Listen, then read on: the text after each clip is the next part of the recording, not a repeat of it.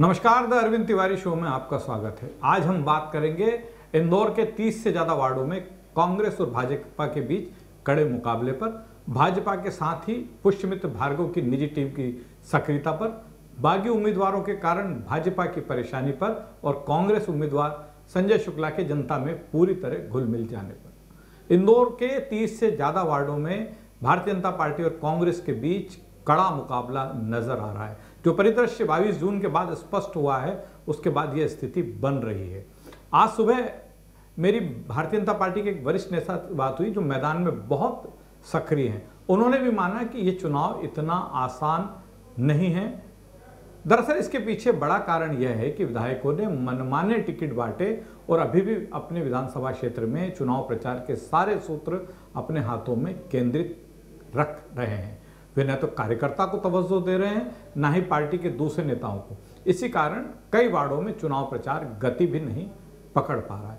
महापौर पद के उम्मीदवार पुष्यमित्र भार्गव को भाजपा नेताओं को साधने में बहुत ताकत लगाना पड़ रही है। भाजपा ने कल प्रबंध समिति की बैठक भी बुलाई है, जिसमें पार्टी के वरिष्ठ नेता राष्ट्रीय महासचिव कैलाश विजयवर्गीय मौजूद रहेंगे। इसमें पार्टी के विधायक भी मौजूद रहेंगे। ऐसा कहा जा रहा है कि इस बैठक के बाद पार्टी का चुनाव जो है वो थोड़ा गति पकड़ेगा। भाजपा पूरी ताकत से चुनाव प्रचार में लग जाएगी।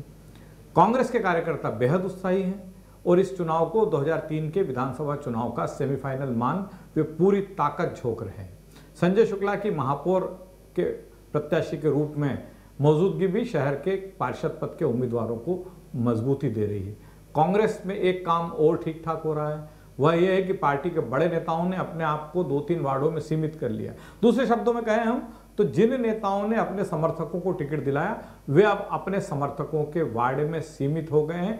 यहीं पर उनका सारा फोकस है। इससे उम्मीदवार को तो मजबूती मिल रही है, उम्मीदवार को तो मजबूती मिल ही रही है। ये नेता वहां पर गिले शिकवे भी दूर कर रहे हैं। इन वार्डों में ऊंट किस करवट बैठ सकेगा ये तो नहीं कहा जा सकता, लेकिन निश्चित तौर पर जिस तरह से कांग्रेस का कार्यकर्ता उत्साही है, वार्ड लेवल पे पार्टी के बड़े नेता कमाल संभाल के जो है लगे हुए हैं, उसका कहीं ना कहीं फायदा कांग्रेस के महापौर पद के उम्मीदवार संजय शुक्ला को भी मिलना है। भाजपा के नेता भले ही पूरी सक्रियता के साथ चुनाव प्रचार में नहीं जुटे हों, लेकिन पार्टी के महापौर पद के उम्मीदवार पुष्यमित्र भार्गव की टीम ने पूरी ताकत से मैदान संभाल लिया। अभिभाषक बिरादरी के लोग तो पूरी ईमानदारी से पुष्यमित्र का काम कर ही रहे हैं। भार्गव से जुड़े अखिल भारतीय विद्यार्थी परिषद के कार्यकर्ता भी मैदान संभाले हुए हैं। जिस दौर में भार्गव विद्यार्थी परिषद में सक्रिय थे, तब से लेकर आज तक की विद्यार्थी परिषद की टीम उन्हें जिताने में कोई कसर बाकी नहीं रख रहे हैं, पूरी तरह से लगी हुई है। राष्ट्रीय स्वयंसेवक संघ भले ही खुलकर मैदान में नहीं आया हो, लेकिन संघ के वे तमाम लोग जिनसे भार्गव के निजी संबंध हैं, वे सक्रिय हैं। पर इन सब का काम करने का तरीका बहुत अलग है। हालांकि निजी टीम की जो सक्रियता है, संघ की टीम के बारे में तो मैंने आपसे कहा कि उनका काम करने का तरीका बहुत अलग है और सारा फोकस उनका जो है वार्ड स्तर पर रहता है। उनका ऐसा मानना है संघ का कि यदि वार्ड स्तर पर हमारे उम्मीदवार को मजबूती मिली, यदि पार्षद पद के उम्मीदवार को हमारी मजबूती मिली, तो उसका सीधा फायदा महापौर पद के प्रत्याशी को होता है। हालांकि पुष्यमित्र भार्गव की निजी टीम की सक्रियता भारतीय जनता पार्टी के कुछ नेताओं को पसंद भी नहीं आ रही है और इस पर वे अपनी आपत्ति भी दर्ज करवा रहे हैं। लेकिन इस सब के बावजूद भार्गव की जो निजी टीम है, वो पूरी शिद्दत के साथ अपने उम्मीदवार को चुनाव जिताने में लगी हुई है।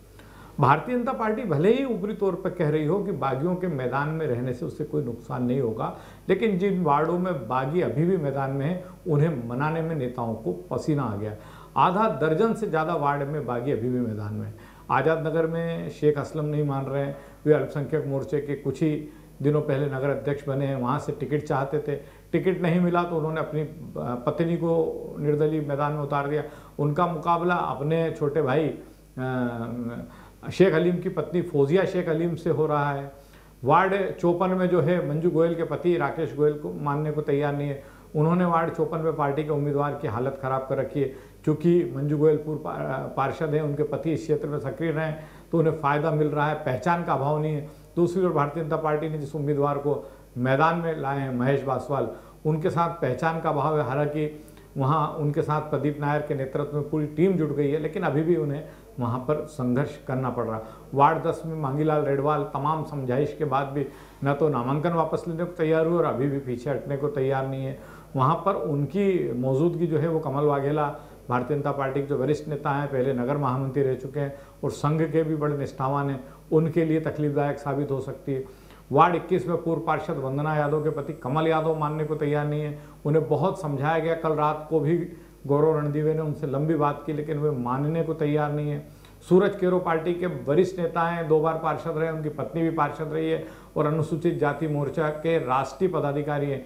उनके भाई रमन केरो ने अपनी पत्नी को मैदान में उतार दिया है, वे मानने को तैयार नहीं है। पंकज जाटव 2 नंबर विधानसभा क्षेत्र के वरिष्ठ नेता हैं, उन्होंने भी अपनी पत्नी को एक वार्ड से मैदान में उतार दिया। तो बड़ा गड्ढमड्ढ सा हो रहा है कई वार्डों में। इसके अलावा जो है वार्ड 52 में तुलसा प्रजापति पीछे हटने को तैयार नहीं, उसका फायदा वहाँ पर सीधा कांग्रेस की उम्मीदवार सावित्री चौधरी को मिल रहा है। तो बड़े उलझे हुए हैं, अभी भी समीकरण इतने आसान नहीं है जैसे भारतीय जनता पार्टी के नेता दावा कर रहे थे कि हम जो है बागियों को मनाने में सफल हो जाएंगे। जिन्होंने नामांकन वापस ले लिया है वो तो हमारी सफलता है ही, लेकिन जिन्होंने नामांकन वापस नहीं लिया है वे भी पार्टी के अधिकृत प्रत्याशी के समर्थन में मैदान से हटने की घोषणा कर देंगे। अभी तक आधा दर्जन से ज़्यादा वार्डों में मशक्कत करना पड़ रही है, सफलता मिलती दिख नहीं रही है। कांग्रेस उम्मीदवार संजय शुक्ला की सादगी और मिलनसारिता इस चुनाव में उनका मजबूत पक्ष साबित हो रही है। वे लोगों में बहुत आसानी से घुल मिल जाते हैं। देखिए, संजय 2 बार के पार्षद हैं, 1 बार के विधायक हैं और साल भर पहले ही पार्टी ने उन्हें कह दिया था कि आपको ही महापौर पद का चुनाव लड़ना है, तो तब से लगातार सक्रिय थे। धार्मिक यात्राओं के माध्यम से उन्होंने अपना नेटवर्क मजबूत किया। दरअसल वे पिछले 1 साल से संघ की शैली में काम कर रहे थे। धार्मिक यात्राओं के माध्यम से उन्होंने अपना नेटवर्क मजबूत किया, सामाजिक आयोजनों के माध्यम से वो अपना नेटवर्क मजबूत करने में लगे और इसका फायदा मिल रहा है। वे लोगों की बात को ध्यान से सुनते हैं, जहां भी जनसंपर्क के लिए जाते हैं, यदि कोई व्यक्ति उनसे कुछ कहना चाहे तो वो उसकी बात को ध्यान से सुनते हैं और उसके बाद कहते हैं कि यदि आपने मुझे महापौर पद के लिए मौका दिया तो मैं आपकी समस्या दूर करने से पीछे नहीं रहूंगा। एक मजबूत टीम संजय शुक्ला के लिए भी काम कर रही है। उनकी पत्नी अंजलि शुक्ला जो है वो रोज सुबह से मैदान में निकल जाती हैं, महिलाओं की एक टोली उनके साथ रहती है। दरअसल जनसंपर्क के दौरान संजय तो घर घर नहीं पहुंच पा रहे हैं, लेकिन उनकी पत्नी जिस भी क्षेत्र में जाती है घर घर दस्तक देती है और महिलाओं की बड़ी टीम उनके साथ रहती है। संजय के पुत्र सागर भी लगातार मैदान में सक्रिय हैं, वे लोगों से संपर्क करते हैं। जहां चुनाव कार्यालय के उद्घाटन में संजय नहीं पहुंच पा रहे हैं, वहां कहीं उनकी पत्नी पहुंच रही है, कहीं उनका बेटा पहुंच रहा है। उनकी पूरी कोशिश ये है कि सीधा संपर्क मतदाताओं से स्थापित हो। संजय का एक मजबूत पक्ष यह भी है कि 1 नंबर विधानसभा क्षेत्र के विधायक के रूप में उन्होंने जो काम किए हैं वो भी उनका एक मजबूत पक्ष है। लोगों में कहीं ना कहीं संदेश तो जाता है ना। संजय शुक्ला ने विधायक बनने के बाद इंदौर 1 विधानसभा क्षेत्र में 400 से ज़्यादा बोरिंग करवा दिए। यह संदेश पूरे शहर में फैला हुआ कि कहीं ना कहीं उन्होंने जो बात किया था, जो कमिटमेंट की थी, उसे वे पूरा तो कर रहे हैं। तो ये चुनाव में संजय शुक्ला को उनकी सादगी और मिलनसारिता का फायदा मिल रहा है। पुष्यमित्र भार्गव के साथ एक मजबूत टीम लगी हुई है जो विद्यार्थी परिषद के जमाने से उनसे जुटी हुई थी। अभिभाषकों की एक मजबूत टीम उनके लिए काम कर रही है। इन्हें अलग अलग पार्टी से इतर अलग अलग क्षेत्र में अलग अलग जिम्मेदारी सौंपी गई है। इस राजनीतिक बात के साथ ही अब बात करते हैं इंदौर की। कल शाम को इंदौर में हुई 2 इंच की बारिश पूरे शहर के लिए परेशानी का कारण बन गई है। शहर के कई इलाकों में घुटनों घुटनों तक पानी भर गया और 2 व्हीलर और कार जीप आधे डूब गए।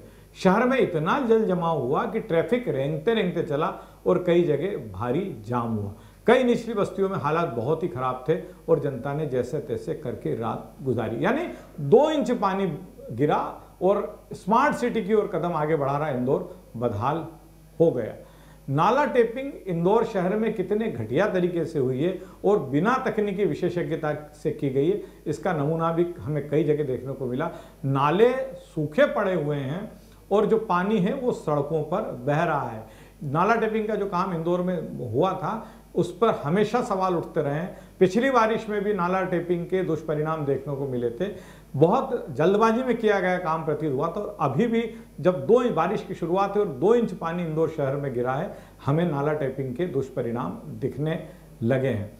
नगर निगम चुनाव अभी चल रहे हैं। इस दौर में जो हालात बन रहे हैं उसका सीधा नुकसान भारतीय जनता पार्टी को उठाना पड़ेगा, क्योंकि पिछले 20 साल से नगर निगम में भाजपा की परिषद है। कांग्रेस इस मौके का पूरा फायदा उठा रही है।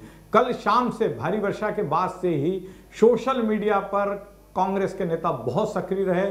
जो लोग संजय शुक्ला का ट्विटर हैंडल कर रहे हैं वो बहुत सक्रिय रहे। सोशल मीडिया पे जो संजय शुक्ला के लिए पोस्ट डाल रहे हैं वो लोग सब बहुत सक्रिय रहे और कांग्रेस तो सही कहा जाए तो मन ही मन में ये दुआ भी कर रही है कि मतदान की तारीख नज़दीक आते आते ऐसी बारिश एक दो बार और हो जाए। आज बस इतना ही। कल फिर मिलेंगे नई जानकारी, नई सूचनाओं और नए मुद्दों के साथ। नमस्कार।